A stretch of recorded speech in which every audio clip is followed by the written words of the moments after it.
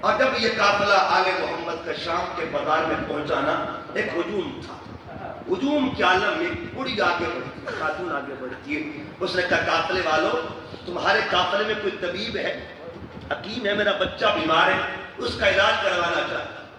تو یزیدی فوج نے تمسخر کیا، مذاق اڑایا کہ وہ ہتھکڑیوں والا بیٹھا ہوگا، اسی کا حکیم کے پاس جا، طبیب کے پاس جا۔ وہ یہ سوچتے تھے کہ شاید جواب مل جائے گا، لیکن خبر نہ تھی کس کے دروازے پر آ رہے ہیں اور کس کی بارگاہ میں بی بی آ رہی۔ اس نے عرض کیا، میں نے سنا ہے آپ حکیم ہیں، طبیب ہے، میرا بچہ بیمار، علاج تو کر دیں۔ امام زین العابدین نے انکار نہیں کیا۔ میں بی بی بتا تیرا لال کدھر ہے؟ قریب ہی گھر تھا، گھر قریب تھا، آپ نے سوائی کو رخ موڑا، بالکل چند قدموں کا فاصلہ تھا، ابھی گھر کے قریب پہنچے، اسی مکان سے ایک بچی باہر نکلی۔ اس نے کہا اس طبیب کو بول دے واپس چلا جائے، میرا ویر تو فوت ہو گیا، ویر میرا فوت ہو گیا، اب آنے کی ضرورت نہیں ہے اور آنے کا فائدہ کوئی نہیں ہے۔ اس بی بی نے ہاتھ جوڑ کر عرض کیا، آپ کو جانتی تو نہیں ہوں، لیکن اس کیفیت میں آپ یہاں تک تشریف لائے، آپ نے زحمت فرمائی، آپ واپس جائیں، آپ کا فائدہ نہیں ہے، بچہ فوت ہو گیا ہے۔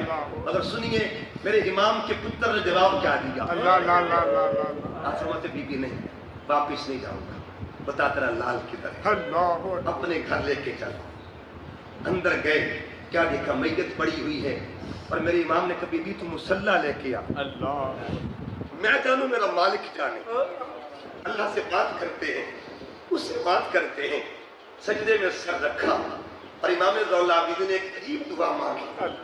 دعا کیا مانگی؟ مولا تو جانتا ہے ہم کربلا سے ہو کے آئے، تو جانتا ہے مولا ہم اصغر دیکھ کے آئے ہیں، لیکن مانگا ہم نے کچھ نہیں، ہم نے اکبر دیا، مانگا کچھ نہیں ہے، اولو محمد پیش کر کے آئے، مانگا کچھ نہیں ہے، مولا سارا گھر پیش کر کے آئے، مانگا کچھ نہیں، اپنی باری میں کچھ نہیں مانگا، یہاں نانا کی امت کا معاملہ ہے، مولا اس کے بچے کو زندگی دے دے۔ اگر آج زندگی نہ ملی نا، لوگ آل محمد کو مجبور سمجھیں گے اور کہیں گے کچھ نہیں کر سکے، کچھ پاس نہیں تھا، ابھی سجدے میں سر تھا۔ وہی بچی جو ہے پھر آواز بلند کرتی ہے، ماں اس طبیب کو بول سر اٹھا لے، میرا ویر زندہ ہو چکا ہے، سبحان اللہ، اس طبیب کو بول دے میرا ویر زندہ ہو گیا ہے۔ وہ بڑھیا ہاتھ جوڑ کے کھڑی ہو گئی، کا سمجھ نہیں لگتی آپ حکیم ہیں یا کریم ہیں، سیالہ خاندان کے فرد لگتے ہیں آپ بتائیے کون ہے؟